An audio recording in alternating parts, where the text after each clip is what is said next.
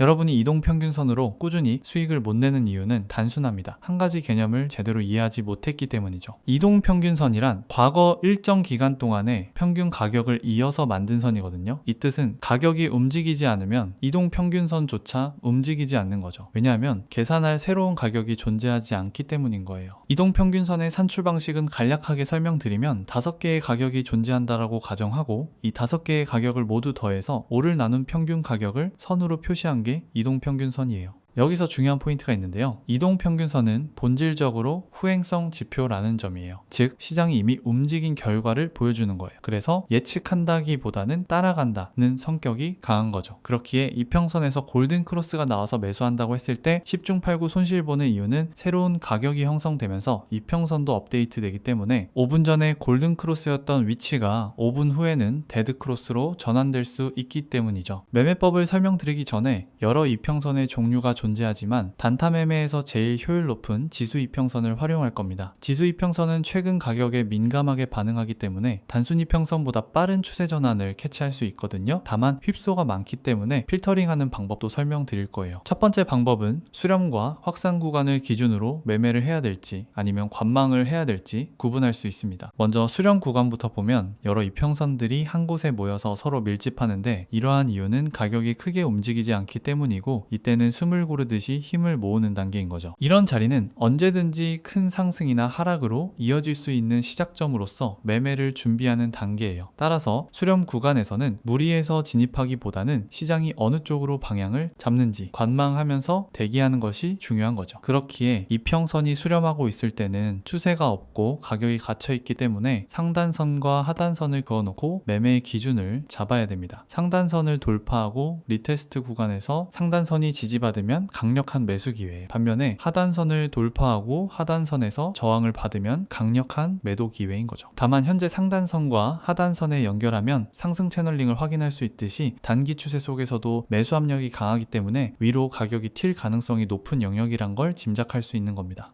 이후의 가격은 상단선을 터치하면서 돌파 시도를 하고 있고 돌파 이후에도 상단선 위에서 가격이 하락하지 않고 방어되는 기조를 보여주고 있죠. 이때 우리는 5 지수이평선을 확인하면 현 시점 힘 균형을 확인할 수 있는데 5이평선을 지지하면서 상승 돌파 트라이를 해준 것만으로도 시장은 현재 매수세가 강하다는 것을 재차 확인할 수 있습니다. 그러면 우리는 돌파 이후에 가격을 방어해준 캔들에서 매수로 대응이 가능하고 손절은 상단선 이탈하면서 5이평선 밑으로 가격이 하회되는 영역에서 물량을 손절하면 되는 거죠. 지수이평선으로 포지션 트레이딩 하는 방법은 단기 이평선에서 지지가 깨지지 않으면 물량을 정리하지 마시고 계속 홀딩 하시면 되는 거예요. 현재 차트에서 5이평선을 지지하면서 상승하는 것은 매수세가 매우 강한 것이고 12평선에서 지지를 받아도 현재 매수세가 강하다는 것을 확인해 볼 수 있고 22평선이 깨지지 않는 한 추세는 지속될 것이라고 해석할 수 있는 겁니다. 여기서 팁을 드리면 캔들과 이평선의 지지나 저항을 확인할 때 꼬리는 이탈되었다고 생각하지 않습니다. 내용을 정리해보면 현재 상승 추세 초기에는 5이평선을 지지받으면서 강하게 상승해주고 이후에도 12평선을 지지하면서 추세가 지속되고 있죠. 이때 12평선 아래로 캔들이 하락했을 때 익절하면 되는 거죠. 이번엔 확산 구간에서 트레이딩하는 방법을 설명드리기 직전에 먼저 이격도 개념을 이해해야 됩니다. 이평선은 단순히 추세를 따라가는 선이 아니라 마치 고무줄처럼 멀어지면 돌아오려 하고 가까워지면 다시 벌어지려는 성질을 가지고 있거든요. 예를 들면 가격이 빠르게 올라가면서 단기 이평선이 위로 쭉 뻗어나가면 장기 이평선과의 간격이 크게 벌어지는데 이때는 너무 멀리 확산된 상태이기 때문에 자연스럽게 가격이 조정을 받거나 기간 조정을 거치면서 다시 이평선 쪽으로 돌아오려는 힘이 작용된다는 겁니다. 우린 이러한 특징을 활용해서 확산 구간에서도 역추세 매매를 할 수 있는 거죠. 역추세 매매라고 해서 강한 상승 추세에서 반대 포지션을 잡는 게 아니라 우린 이전에 큰 추세에서 기술적 반등이나 하락이 나왔던 지점에서 대응하는 겁니다. 화면을 보시면은 강한 하락 추세가 동반되다가 특정 가격대에서 저점을 형성하고 이후에 반등이 나와주는데 우린 이러한 영역에서 이평선이 확산될 때 가격 되돌림을 타겟팅하는 거죠. 이평선이 확산된 시점에서 우리가 유심히 봐야 할 부분이 있습니다. 바로 상승폭의 비율이에요. 강한 추세라면 가격은 보통 계단식 상승이 나타나거든요. 추가적인 상승을 위해서는 위에 있는 매물벽을 소화해야 되는데 이때 나타나는 게 바로 조정 구간이에요. 여기서 중요한 포인트는 조정 이후에 다시 상승할 때는 반드시 정고점을 돌파하면서 더 높게 형성되어야 한다는 겁니다. 그래야 추세가 이어지기 때문이죠. 하지만 기억하시죠? 이평선이 확산된다는 건 곧 다시 수렴으로 돌아가려는 성질을 가진다는 걸 명심해야 되는 거예요. 그럼에도 불구하고 조정 이후 정고점 돌파가 약하다면 그 순간부터는 추세가 꺾일 가능성을 염두해야 되는 겁니다. 차트를 보시면 상승 이후에 조정이 나오고 재차 상승할 때 위에 매물대를 소화하지 못하고 가격이 빠르게 하락하고 있죠. 또 다른 근거는 돌파 시도가 있었지만 윗꼬리가 길게 달리면서 강한 매도 압력이 확인된 장면이에요. 여기서 핵심은 이겁니다. 상승 과정에서 가격이 22평선을 지지해주다가 하락하면서 그 지지가 깨져버렸다는 사실인데 이건 굉장히 유의미한 신호예요. 더 나아가 22평선이 깨진 뒤에는 단기선인 52평선이 오히려 저항선으로 작용하는 모습이 나타나고 이때는 바로 매도로 대응할 수 있고 만약 가격이 다시 12평선 위로 회복한다면 손절로 대응하면 됩니다. 두 번째 방법은 평균 가격의 돌파 매매인데요. 이평선은 특정 기간을 평균화시킨 것이기에 이평선과 돌파 매매를 병합하면 돌파에 대한 휩소를 필터링할 수 있고 확정 추세에서 포지션을 잡을 수 있습니다. 유의할 점은 추세가 강할 땐 돌파 매매가 아닌 추격 매매가 될 수 있으므로 조건을 추가해야 되는 거예요. 먼저 이평선이 수렴하는 영역을 찾아서 수렴 직전 전고점을 기준으로 선을 기준선이라고 가정하면 22평선이 기준선을 돌파할 때 매수하는 것이 아니라 조건을 추가해서 12평선에서 가격 방어를 해줄 때 매수 진입하는 겁니다. 진입 이후에 12평선 아래로 가격이 하락하면은 손절로 대응하면 되는 거죠. 하락 추세에선 반대로 적용하시면 됩니다. 최종적으로 내용을 정리하면은 골든 크로스라고 매수하고 데드 크로스라 해서 매도하는 방법은 이평선 원리를 이해하지 못한 매매법이고 이평선이 정배열일 때 매수하는 것과 역배열일 때 매도하는 방법은 이평선의 수렴과 확산 원리를 이해하지 못한 방법입니다. 결론은 상승 추세랑 하락 추세는 누구나 차트 공부하면 알 수 있으나 상승 추세라 해서 무작정 진입하는 것이 아니라 어느 가격대에서 진입해야 될 타이밍을 볼 줄 아셔야 되는 게 이번 이평선 매매법의 핵심인 거예요. 이번 영상도 도움이 되셨다면 구독과 좋아요 한 번씩 부탁드리겠습니다. 감사합니다.